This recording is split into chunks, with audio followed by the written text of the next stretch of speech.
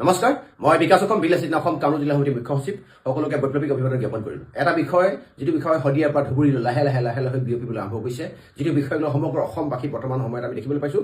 Social মিডিয়াতে হওক বা ৰাজপথতে হওক, ইয়াক এই বিষয়টো আন্দোলনৰ গণতান্ত্ৰিকভাৱে এটা বহিঃপ্ৰকাশ কৰিছে। আন্দোলন হৈছে আমি দেখিবলৈ পাইছোঁ, ডিব্ৰুগড়তে হওক, তিনিচুকীয়াতে হওক বা অল ইণ্ডিয়া সন্মুখতে হওক, বিভিন্ন দল সংগঠনে, বিশেষকৈ মই দেখিবলৈ পালোঁ অলপ সময় আগত AJYCP অসম জাতীয়তাবাদী যুৱ ছাত্ৰ পৰিষদ বা বিভিন্ন দল সংগঠনে এই বিষয়ত সন্মুখ সমৰৰ পৰা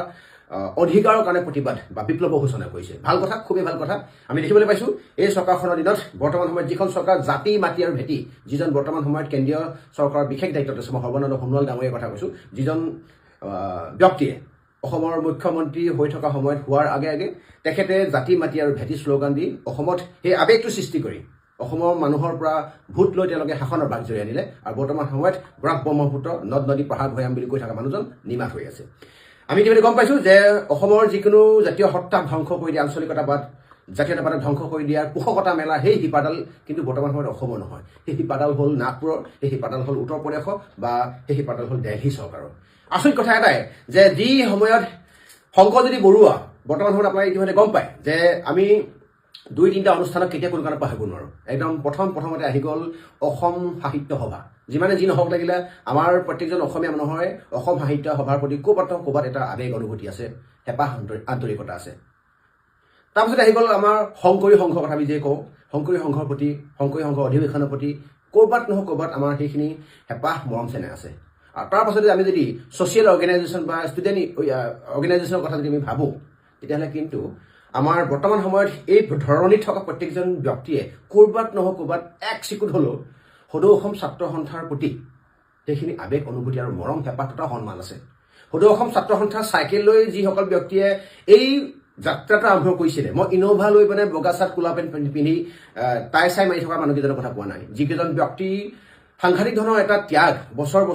ধৰি কৰা ত্যাগৰ ফচল হিচাপে 855জন শ্বহীদৰ আপোনাৰ বহিঃপ্ৰকাশ হিচাপে বিভিন্ন মাধ্যম আন্দোলন বা ভাষা আন্দোলন বা অসম আন্দোলন যিয়ে নহওক লাগিলে, তাৰ ফলশ্ৰুতিত যি আৱেগৰ অনুভূতি অসমৰ ভূখণ্ডত জড়িত হৈ আছে, সদৌ অসম ছাত্ৰ সন্থাক কেতিয়াও কোনো নুই কৰিব নোৱাৰে। আৰু সদৌ অসম ছাত্ৰ সন্থা অসমৰ 3,40,00,000 মানুহৰ 3 কোটি মানুহেই যে সদৌ অসম ছাত্ৰ সন্থাৰ লগত ডিৰেক্টলি জড়িত, সেইটো কথা আমি নুই কৰিব নোৱাৰোঁ। কিন্তু আমি বৰ্তমান সময়ত দেখিবলৈ পাইছোঁ যে ৰাজনৈতিক পাকচক্ৰ এনেকুৱা ধৰণৰ শিপাইছেগৈ যে এডল এতিয়া তেওঁলোকক কিছুমান পোহনীয়া এজেণ্ট নমাই দিছে যে শংকৰজ্যোতি বৰুৱাৰ এগেইনষ্টত অলপ এলিগেশ্যন, যি এলিগেশ্যনৰ কাৰণে অলপ দিনৰ আগত অভিযোগৰ ফলশ্ৰুতিত য'ত বাধ্য হৈছিলে শংকৰজ্যোতি বৰুৱাই তেখেতে নিজৰ পদ এৰি সংগঠনৰ মজিয়া ত্যাগ কৰিবৰ কাৰণে ইচ্ছা নথকা স্বত্তেও সেই বিষয়টো টানি আনি কিছুমানে ইয়াক ৰহণ দিব বিচাৰিছে, আৱেগ এটা বেলেগলৈ এটা ট্ৰেন্সফাৰ কৰিব বিচাৰিছে। দুখনীয়া বিষয়, শংকৰজ্যোতি বৰুৱা এজন অসমীয়া থলুৱা খিলঞ্জীয়া আমাৰ মানুহ। গতিকে শংকৰজ্যোতি বৰুৱাৰ যি ধৰণে আমাৰ কাৰণে আপোন, ঠিক একেধৰণে আপুনি মই আমি সকলোবিলাক। আজি শংকৰজ্যোতি বৰুৱাই কেইদিনমান আগত অসমৰ আৱেগ অনুভূতিক নেতৃত্ব দিছিলে, ছাত্ৰ সমাজক নেতৃত্ব দিছিলে। তেনেকুৱা এজন ল'ৰাক বৰ্তমান সময়ত জেল হাজতলৈ, পোতাশাললৈ ঠেলি দিয়া পাছতো দেখিবলৈ পাইছোঁ একাংশ তেনেকুৱা পোহনীয়া ব্যক্তিয়ে যে শংকৰজ্যোতি বৰুৱাৰ এগেইনষ্টত এডৰা ৰচনা লিখিবলৈ আৰম্ভ কৰিছে। কিন্তু তাৰ পৰিৱৰ্তে বিভিন্ন দল সংগঠন, বিলাসী সেনা অসমীয়া হওক, AJYCP হওক, টাইপাই হওক বা আটাচুৱে হওক বা অসমীয়া যুৱ মঞ্চই হওক বা বিভিন্ন আমি সচেতন মহলক আমি দেখিবলৈ পাইছোঁ যে শংকৰজ্যোতি বৰুৱাৰ হৈ মাত মাতিবৰ কাৰণে, শংকৰজ্যোতি বৰুৱা বুলি নহয়, অসমীয়া সত্তাক এটা অনা অসমীয়া দুটা লবিৰ মাজত সোমোৱাই চেপা দি জেল হাজতলৈ প্ৰেৰণ কৰা বিষয়টোৱে যে আমাৰ অসমীয়া আৱেগ অনুভূতি যে টুকৰ মাৰিছে, এই বিষয়টোক লৈ সচেতন মহলে কিন্তু ইয়াত এডাল ৰূপৰেখা তৈয়াৰ কৰিছে। আমি দেখিবলৈ পাইছোঁ যে অসমৰ তেল ডিপুৱে হওক, অসমৰ ইণ্ডাষ্ট্ৰিয়ে হওক, অসমৰ বিভিন্ন অনুষ্ঠান প্ৰতিষ্ঠানে হওক, অসমৰ কিছু ধৰি লৈছোঁ আপোনাৰ স্কুল কলেজে হওক, তাৰ কিন্তু চাবিকাঠি হ'ল কোনোবা উত্তৰ প্ৰদেশৰ পৰা চলাই আছে, কোনোবা ঝাৰখণ্ডৰ পৰা চলাই আছে, কোনোবাই ধৰি লৈছোঁ দিল্লীৰ পৰা চলাই আছে, নাগপুৰৰ পৰা চলাই আছে। অসমৰ ভূখণ্ড, অসমত স্থাপন হোৱা এটা ইণ্ডাষ্ট্ৰি, কিন্তু এই লিজত লোৱা বস্তুখিনিৰ ওপৰত বৰ মতাগিৰি দেখাইছে বহিৰাগত বণিক গোষ্ঠীয়ে। আৰু বহিৰাগত মানুহখিনিয়ে ব্যৱসায় কৰিছে কাক লৈ? আপুনি মই যদি বাইক বা আপোনাৰ গাড়ীত যদি তেল নভৰাওঁ, কিমান এনেকুৱা বহিৰাগত ইয়াত ব্যক্তি আছে যিয়ে সেই BN সিং নামৰ তেল ডিপুটোত গৈ তেল ভৰায়। অসমীয়া মানুহখিনিয়ে ঠিক আছে ডাইৰেক্টলি আপোনালোকে ওলাই আহিব নোৱাৰে, মানি লৈছোঁ আপোনালোকে কোনোবা চৰকাৰী চাকৰিয়াল, কোনোবাই ধৰিছোঁ আপোনালোকে BJP এজেণ্ট, এটলিষ্ট ন্যূনতম সেইখিনি ইয়াত থাকিব লাগিছিলে অসমীয়া প্ৰত্যেকজন ব্যক্তিৰ প্ৰতি যে আহি থকা দিনত কেতিয়াও কোনো কাৰণত তেনেকুৱা বি এন সিঙৰ তেল ডিপুত তেল নভৰাওঁ দৰকাৰ হ'লে আৰ কে আগৰৱালা তাত ভৰামগৈ যদি তাত কোনোবা অসমীয়া মানুহ তেল ডিপু নাই দৰকাৰ হ'লে পি কে ঝা তাত গৈ আমি তেল ভৰামগৈ যদিহে সেইজন ঝা আগৰৱালা যদি অসম আৰু অসমীয়াৰ কাৰণে তেজ দিব পৰা প্ৰাণ দিব পৰা যদি পগলা অসমীয়া হয় মই এটা কথা ক'ব বিচাৰিছোঁ আছামিজ লোক ফ্ৰী মে খানে ৱালা আদমি হে বুলি কোৱা সেই মহিলাগৰাকীৰ এগেইনষ্টত কিয় সৰজমিন তদন্ত উক্ত জিলাৰ অধীক্ষক যেনে ল'ব পৰা নাই SP মহোদয় যে আপুনি UPSC বা IPS বায়াছ কৰি হৈছিলে নেকি আপুনি সেইখিনি আপোনাৰ ট্ৰেন্সপাৰেঞ্চি কিয় নাই সেইখিনি সাহস কিয় নাই যে এটা অসমীয়া জাতিক ফ্ৰী মে খানে ৱালা জাতি হে বুলি কৈ দিলে সেইটো নিউজত এতিয়া আহিছে শংকৰজ্যোতি বৰুৱাক নিউজত দেখা পালে কিন্তু আছামিজ লোক ফ্ৰী মে খানে ৱালা আদমি হে সেই শব্দটো কাণত শুনা নাপালে মাননীয় SP মহোদয় কাণত মানে কিবা ভৰাই আপুনি কাম কৰিছিলে নেকি SP মহোদয় তাতে থকা এডিশ্যনেল SP তাৰে হ'ল DSP তাৰে হ'ল OC গোটেইকেইজনক মই ইয়াৰ পৰাই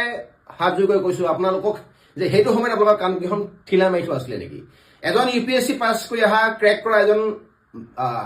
IPS সেইখিনি ন্যূনতম জ্ঞান কিয় নাৰাখিলে যে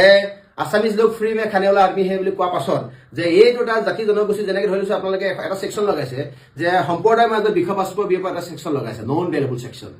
কিয় তেতিয়াহ'লে সেই তেল ডিপু সেই ছোৱালীজনীৰ এগেইনষ্টত অসমীয়া জাতিক এনেকৈ অপমান কৰাৰ এগেইনষ্টত কিয় এটা BNS এটা ছেকশ্যন কিয় নাহিলে এইটোতো আচৰিত কথা ইয়াত বায়াছ হৈছে 100% কৈছোঁ মই SP জনক কৈছোঁ বায়াছ হৈছে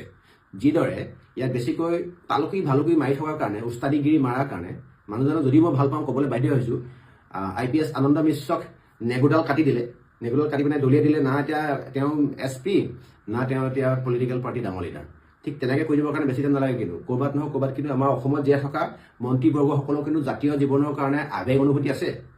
যিটো কাৰণে যোৱাকালি মাননীয় মুখ্যমন্ত্ৰীয়ে চিধাকৈ কৰিলে যে হেণ্ডকাফ লগাব নোৱাৰিব আৰু মাননীয় মুখ্যমন্ত্ৰী মহোদয় আপোনাক এটা কথা আমি বাৰম্বাৰ ক'ব বিচাৰিছোঁ যে আপোনাৰ পৰা কিছুমান ক্ষেত্ৰত হস্তক্ষেপ অসমীয়া ৰাইজে বিচাৰে আৰু আপুনি বৰ্তমান সময়ত ভাৰতৰ মই যদি অন্ধও হয় মই যদি কলাও হয় তথাপিতো এজন কলা বা অন্ধই ক'ব ভাৰতৰ টপ 10জন মুখ্যমন্ত্ৰীৰ ভিতৰত আপোনাৰ লিষ্টত আপোনাৰ নাম আছে গতিকে এই বহিৰাগত ব্যক্তিয়ে যি মন যায় তেনেকৈ আমাৰ অসমখনক নচুৱাব যি মন যায় তেনেকৈ অসমখনক লঠিয়াব গুৰিয়াব মাননীয় মুখ্যমন্ত্ৰী মহোদয় এই গুৰটো শংকৰজ্যোতি বৰুৱাৰ গাত নহয় আমাৰ গাত লাগিছে আপোনাৰ নিজৰ ল'ৰা গাত লাগিছে গতিকে আমি বিচাৰোঁ এই হেণ্ডকাফডাল অসমীয়া জাতিৰ অসমীয়া আৱেগত লগাইছে শংকৰজ্যোতি বৰুৱা পাৰ্চনেল দৰ্জাখন বন্ধ কৰি কি কয় কথা গুলি মাৰক কিন্তু দৰ্জাখন খুলি আহি পিনেতো জয়ে অসম বুলি ৰাইজৰ কাৰণে জাতিৰ কাৰণেতো ত্যাগ স্বীকাৰ কৰিছিলে গতিকে এটাই অনুৰোধ থাকিলে এই বহিৰাগত ব্যক্তি যিসকল ব্যক্তিয়ে আজিও কোনো কাৰণত কোনো ছেকেণ্ডৰ কাৰণে অসমীয়া খাব পৰা নাই আৰে মইতো শুদ্ধ বোলে হিন্দী গানত বকি দিম কথাটো মই বিহাৰী নেকি নহয় মই ঝাৰখণ্ডৰ মানুহ নেকি মই উত্তৰ প্ৰদেশৰ নেকি নহয় গতিকে অসমত থাকি ভঙা ভঙা অসমীয়া কয় চেণ্ট ষ্টিফেন চেণ্ট জোচেফ বা চেণ্ট মিনিজ য'তে নহওক লাগিলে পঢ়ি পিনে কোনোবাই ক'ব মই ইয়াতে থাকি পিনে অসমীয়া হৈ গৈছোঁ আৰু আমিতো অসমীয়া হয় এনেকৈ ভঙা ভঙাকৈ কথা কৈ থাকিলে আমি অসমীয়া বুলি মানি ল'ব নোৱাৰোঁ অসমৰ প্ৰত্যেকজন মানুহৰ প্ৰতি আপোনাৰ শাক পাচলি বেপাৰ কৰা মানুহজনৰ প্ৰতি যিখিনি আৱেগ একেখিনি আৱেগ আপোনাৰ অসমীয়া ডাঙৰ এজন ব্যক্তিৰ কাৰণেও থাকিব লাগিব ঢোলটো বজালে আপোনাৰ সেইখিনি অনুভূতিখিনি গাত জাগি উঠিব লাগিব ডিঙিত এখন গামোচা ল'লেই বুলি নিজক বচাবৰ কাৰণে ভঙা ভঙাকৈ অসমীয়া ক'বলৈ শিকিবলৈ চেষ্টা কৰিলেই বুলি নিজৰ ব্যৱসায় প্ৰতিষ্ঠা কৰিবৰ কাৰণে তেওঁ কেতিয়াও কোনো কাৰণত অসমীয়া হ'ব নোৱাৰে এই যে আছামিজ লোক ফ্ৰী মে খানে ৱালা আদমি হে বুলি কোৱা ষ্টেটমেণ্টটো এগেইনষ্টত যদি সাহস আছে মাননীয় মুখ্যমন্ত্ৰী ডাঙৰীয়া আপুনি আপোনাৰ তাত থকা মান সেনাক সৰজমিন তদন্ত বা মতো কেছ লগাই পেলাই সেই মহিলাগৰাকীক আইনৰ আওতাত আনক তেখেতক আইনৰ সন্মুখত আনক অসমৰ ৰাইজে বিচাৰিছে আৰু এই জুইকুৰা গতিকে এটা কথা কেব আৰু কা আন্দোলনখন কেনেকৈ মানে ৰাজপথৰ পৰা আপোনাৰ ফিল্ডলৈ আনি নৃত্য নাটিকা আৰম্ভ কৰি নিশেষ কৰি দিয়া যি ঠিকা ল'লে কিছুসংখ্যক ব্যক্তিয়ে ঠিক একেটা ঠিকা বৰ্তমান সময়ত বহিৰাগত ব্যক্তিৰ কাৰণে যে আমাৰ জাতীয় জীৱনৰ হৈ কাম কৰা এজন ব্যক্তি যে জেললৈ গ'ল এই ঠিকাটো যেতিয়া কেতিয়া কোনো কাৰণত কাকো নিদিয়ে বাকী দল সংগঠন সকলোবিলাক ওলাই হওক বিলাসিত অসম আমি আছোঁ ইতিমধ্যে কেন্দ্ৰীয় সমিতিয়ে এই বিষয়ৰ ওপৰত আলাপ আলোচনা কৰিছে আৰু আহি থকা দিনত দৰকাৰ হ'লে প্ৰত্যেকটো আন্দোলনত আমি জঁপিয়াই পৰিম কিন্তু কেতিয়াও কোনো কাৰণত এই ৰাজপথৰ পৰা ফিল্ডলৈ আমাৰ ঠিকা লোৱা মানুহক কেতিয়াও কোনো কাৰণত এই সংগ্ৰামৰ আকৌ ঘূৰি থাকিবলৈ নিদিব ধন্যবাদ।